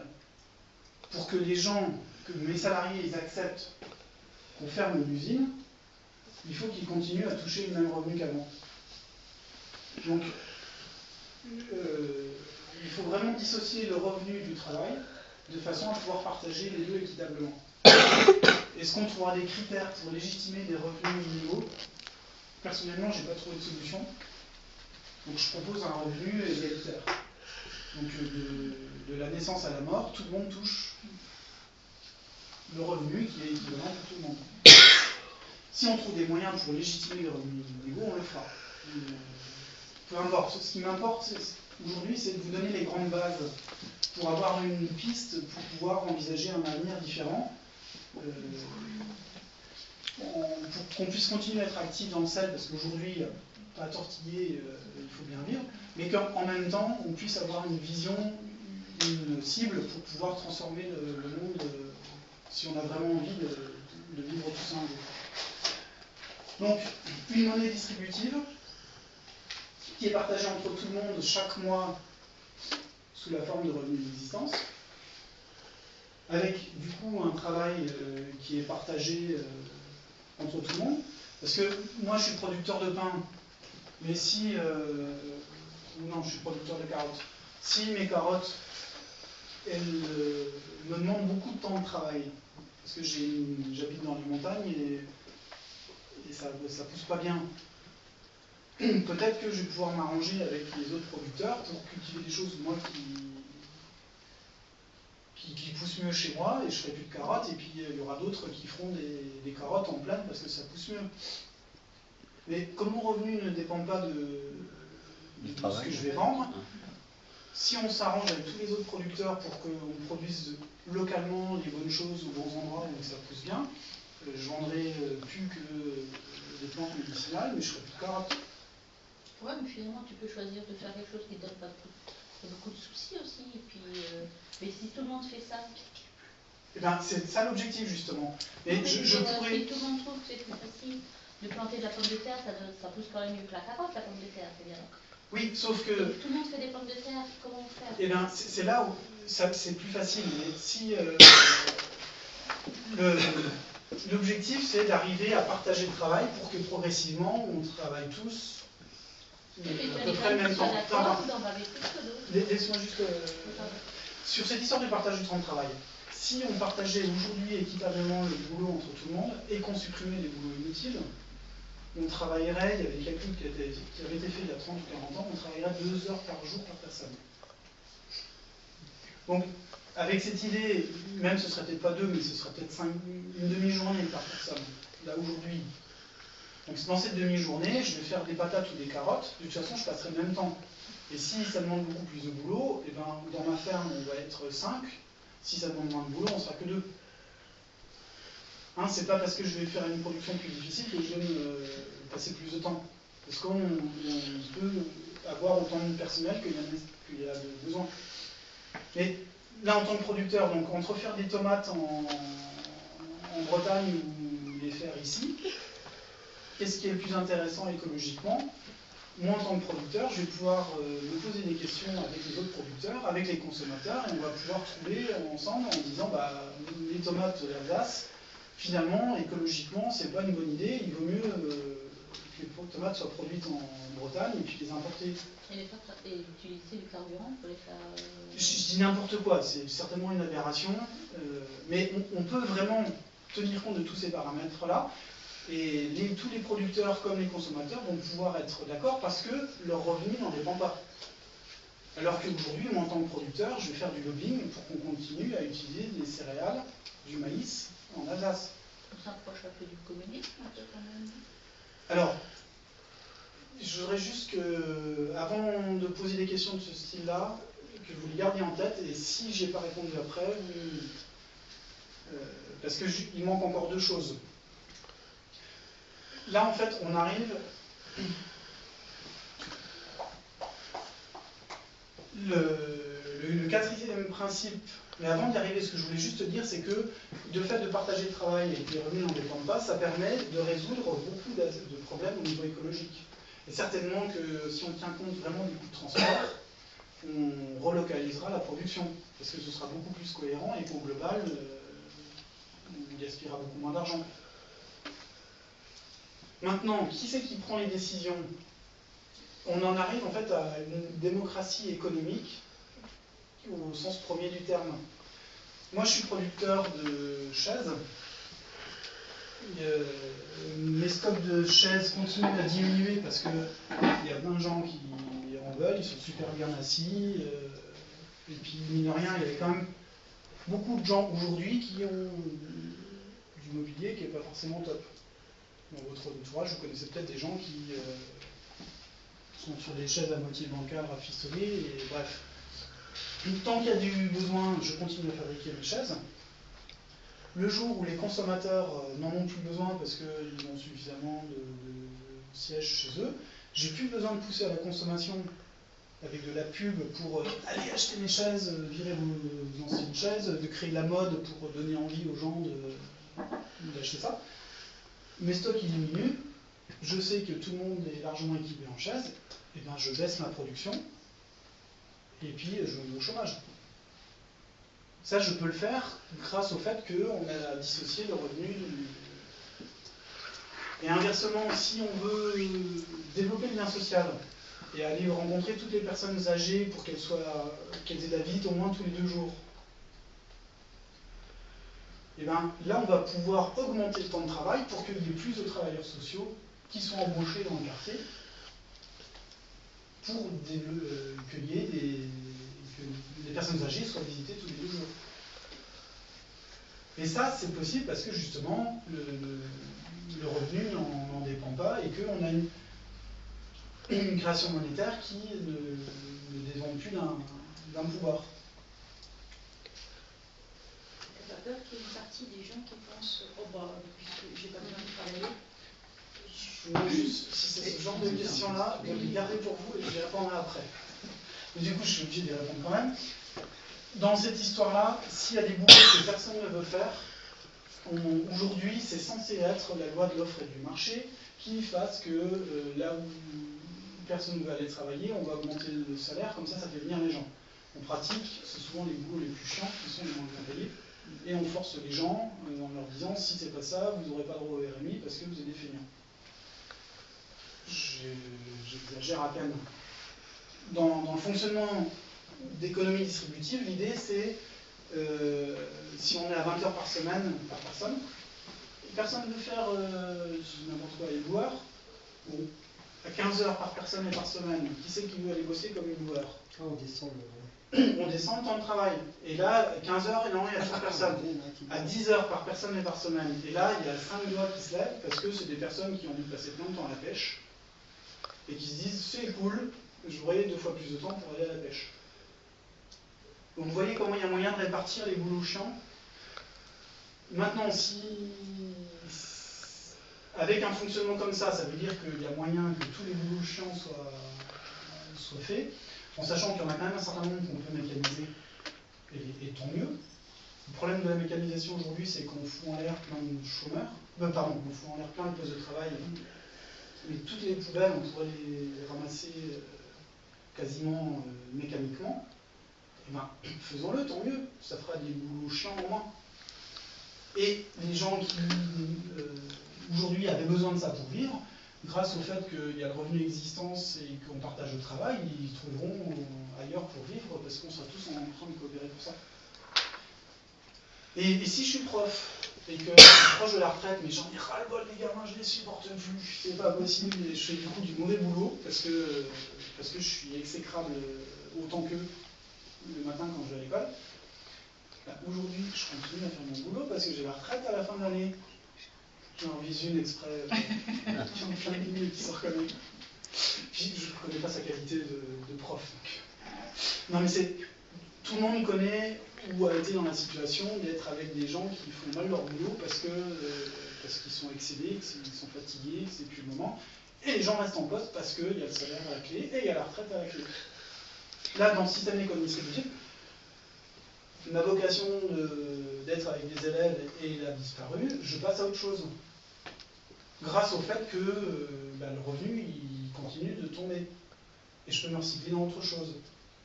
Et là, on peut peut-être se dire, on ne va pas travailler une demi-journée 20 heures par personne et par semaine. On va continuer à travailler 30 heures par personne et par semaine.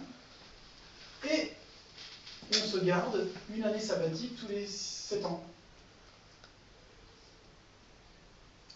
On peut moduler les choses comme on veut. On peut proposer ça, qu'on a l'équivalent d'une année sabbatique tous les 7 ans, mais je vais la prendre une année tous les 7 ans, ou alors je vais me prendre un mois par an. On peut calculer plein de possibilités comme ça qui permettent aux gens de trouver le rythme qui leur va bien et de s'épanouir du coup dans leur boulot et en faisant leur corps de travail tout en ayant du coup la possibilité de choisir la chose. Et si jamais il y avait vraiment trop de gens qui profitent du système, qui se disent bah, le revenu il tombe, quoi qu'il arrive, je fais rien. Et donc, s'il y en avait trop qui faisaient ça, on pourrait rajouter un truc en plus, ce serait un revenu minimum de non-insertion. Mais là, qui serait un choix volontaire des gens de s'auto-exclure du système, à l'inverse du... De s'auto-suffire aussi. Pardon. Oui, mais exclure, s'auto-suffire. Là, l'objectif, c'est qu'avec ce revenu minimum de non-insertion, les gens veulent juste acheter à manger, ils ne peuvent plus du tout aller au cinéma, ni partir en voyage. Et ce serait un choix délibéré des gens de le faire, à l'inverse du RSA ou RMI actuel, où il y a quand même au moins la moitié des gens qui le subissent, parce qu'il n'y a pas assez de place pour tout le monde. Donc ça fait une grosse différence. Honnêtement, je ne pense pas qu'il y aurait énormément de gens qui profiteraient du système s'il y avait tout ça qui était joué en place. Maintenant, pour finir sur les deux morceaux qui manquent, l'idée c'est de fonctionner avec de la démocratie le plus possible locale et participative. Donc il y a de la démocratie locale et participative, et puis de la démocratie économique, je vous disais, la production, c'est pas moi en tant que producteur qui décide et qui vous influe de la publicité. La production, elle a lieu parce que les consommateurs consomment, et si les consommateurs ne consomment plus, la production elle s'arrête.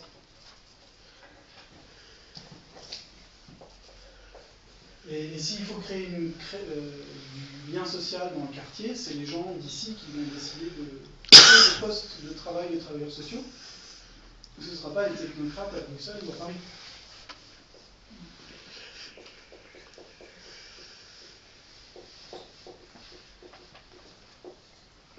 Et il manque encore un dernier truc. Et alors, il manque encore un truc. Pour que ça puisse fonctionner, il y a comment est-ce qu'on va pouvoir gérer les appartements et les maisons. Parce que comme on détruit l'argent au fur et à mesure qu'on l'utilise, on ne peut plus cumuler de quoi acheter une maison qui représente 10 ans de revenus. Donc en fait, dans un fonctionnement comme ça, il faut remplacer la propriété privée par quelque chose d'autre, pour qu'on n'ait plus de loyer à payer. Alors, est-ce qu'il faut de la propriété collective avec la municipalité qui décide d'attribuer les logements à X personnes, machin? Moi, honnêtement, j'ai pas du tout envie de ça. L'idée, ce serait de la propriété d'usage.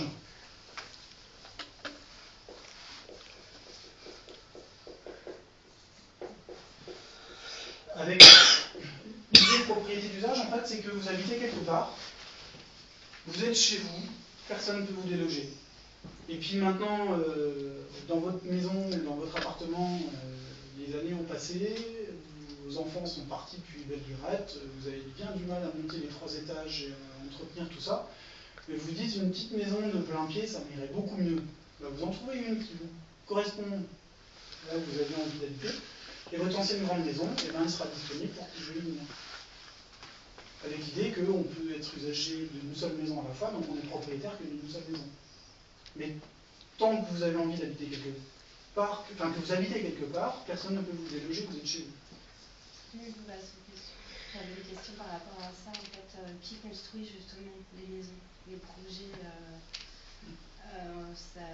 la mairie ne paye pas tout, il y a beaucoup de projets qui sont financés par les privés. Et dans ces cas-là, on ne peut pas faire une maison. Imaginez qu'on passe. Détruire les richesses à chaque fois, quoi.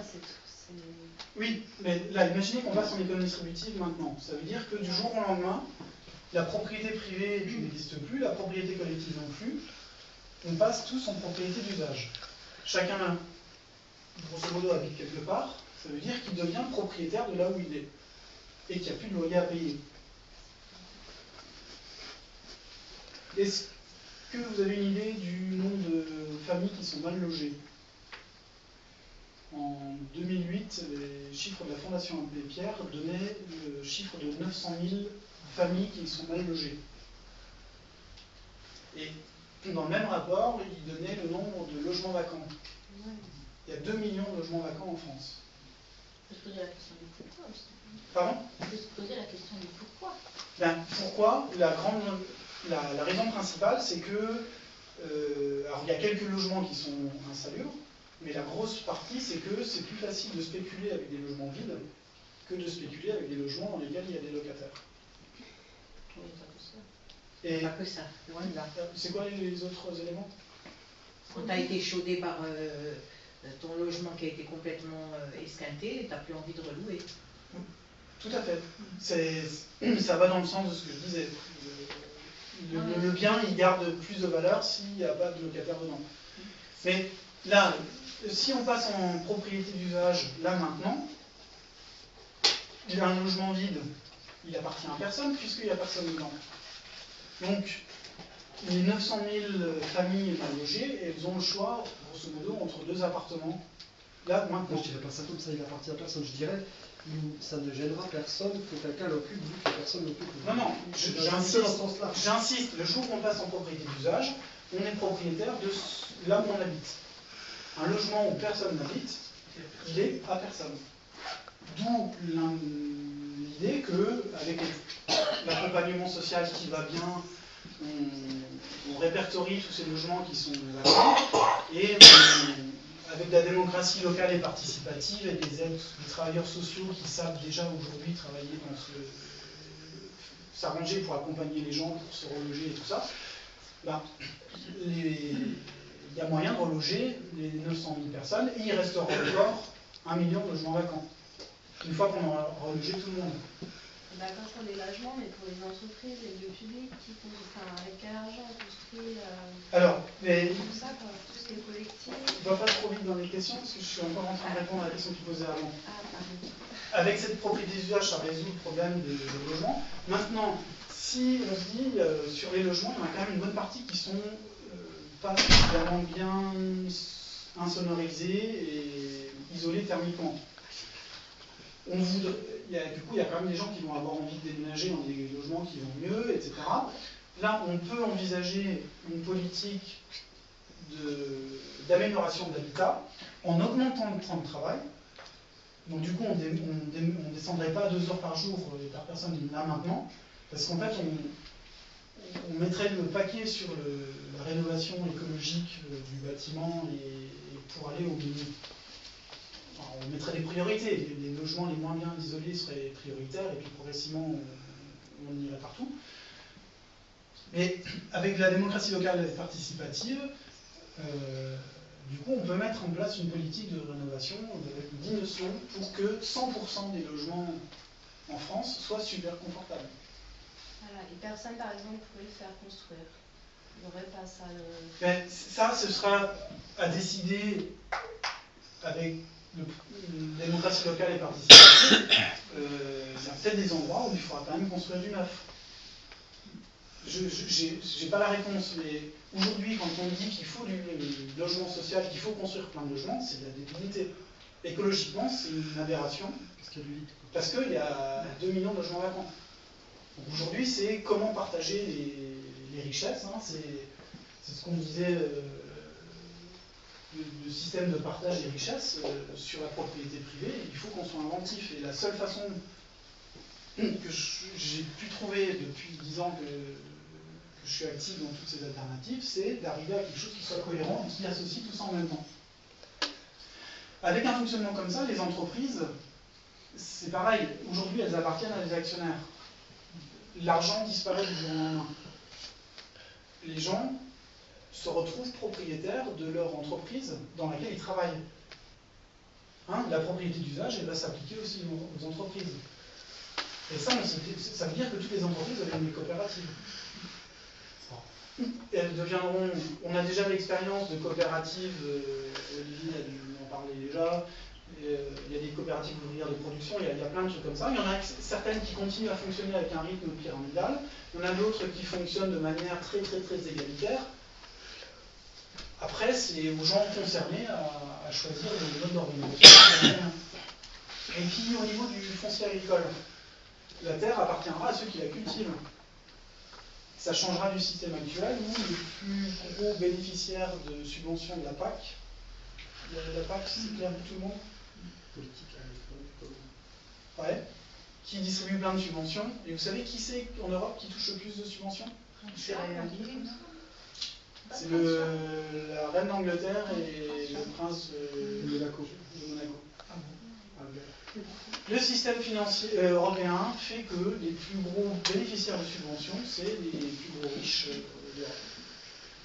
Donc là, le jour on passe en économie distributive, propriété d'usage aussi sur le foncier agricole, et il y a plein de terres qui sont pas utilisées aujourd'hui, et ben, les gens qui auront envie de s'installer pourront aller dessus.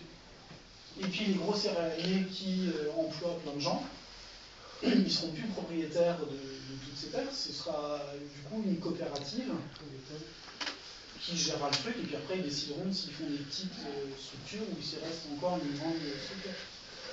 Donc avec un fonctionnement comme ça, on ne va pas s'éterniser trop longtemps parce que je pense que ça va être le moment des crêpes dans pas longtemps.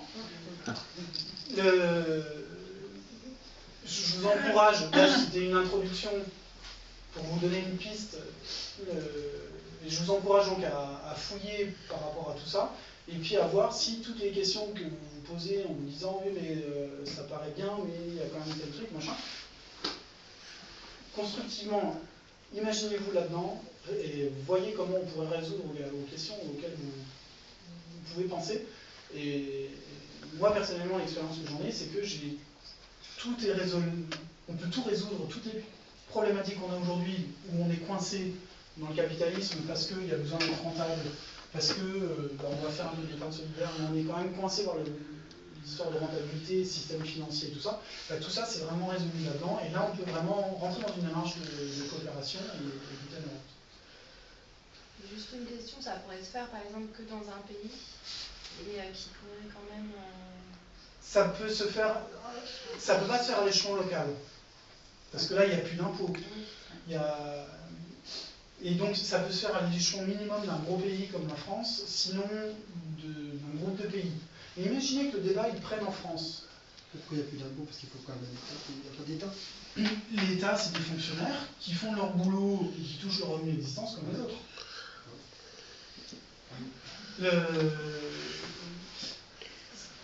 Imaginez que le débat, il prenne en France. Parce que vous en parlez autour de vous et qu'il y a quelques-uns qui sont au courant, commencent à faire un peu de boule de neige. Si vous vous imaginez dans un système comme ça, vous allez vous dire, moi, je vivrais beaucoup mieux là-dedans que dans le système actuel. Parce qu'il n'y a plus de peur de ne plus avoir de retraite.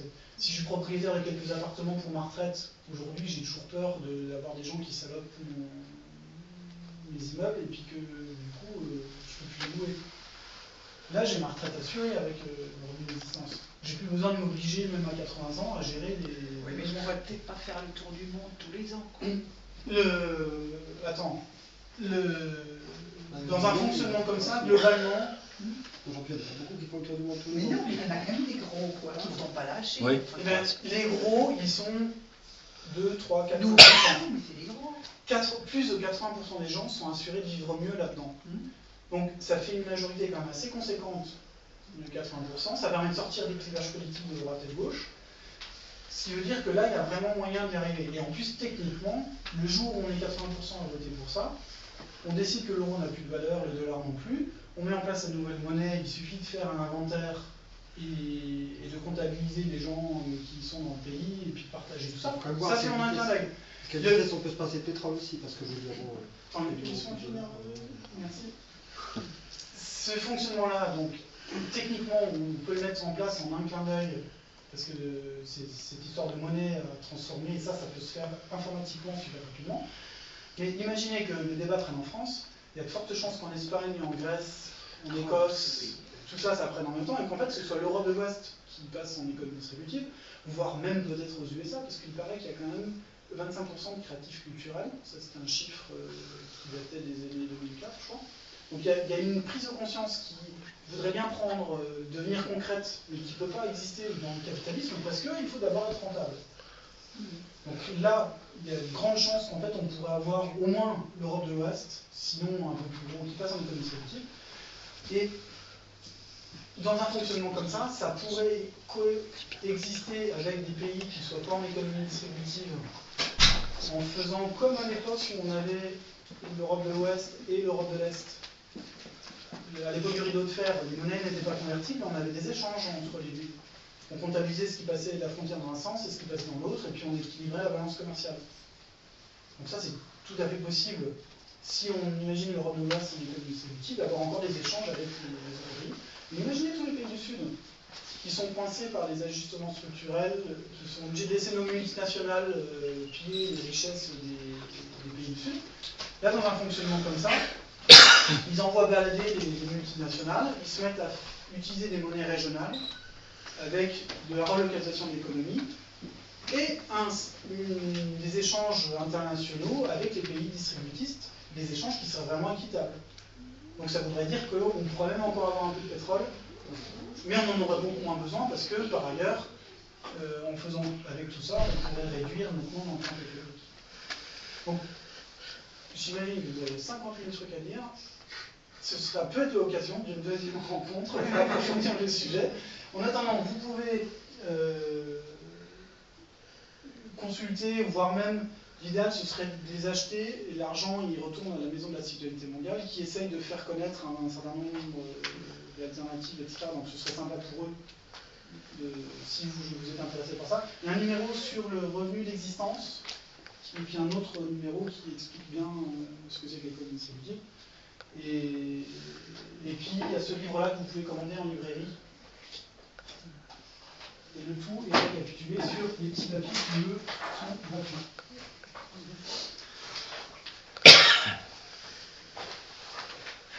Voilà, donc je vous souhaite En tout cas, merci. Un bon appétit.